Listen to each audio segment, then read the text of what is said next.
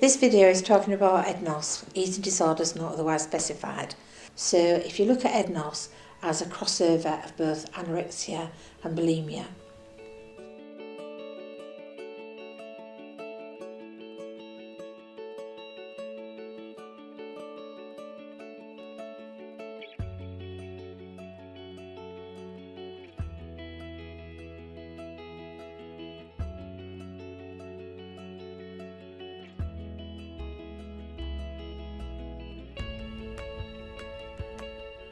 Somebody who suffers from anorexia binge eating type will restrict their diet to the point of starvation. On resuming their food intake, they'll eat lots of food and then have the need to get rid of that. When a person restricts their diet, they resume the intake of food, they are unable to control the amount of food that they eat, they binge and then they purge. And a simple explanation would be to see this as a combination of the physical symptoms of both anorexia nervosa and bulimia nervosa.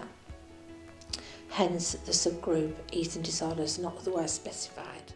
Somebody who suffers from anorexia binge eating type will usually binge on large quantities of carbohydrates, usually the pastries, the chocolate, the pasties, the crisps, the sausage rolls, those type of foods.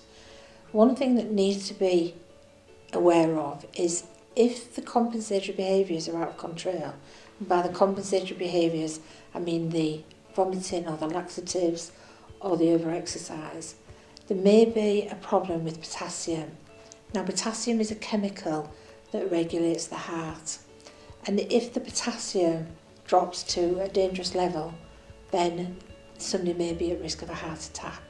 So it's being aware of that. And I'm not telling you this to frighten you, I'm telling you it so you are aware of what may happen if compensatory behaviours are out of control. In addition to the physical characteristics of somebody suffering from anorexia nervosa, very often when there is muscle weakness, we think about muscle weakness and we think about the abdomen, we think about the legs and your arms. Nobody thinks about the muscles that actually keep the organs in place. And those muscles are things like the bladder, the womb and the bowel. If muscles are weakened, there may be a problem with a prolapse, and if that happens, then surgery has to be involved.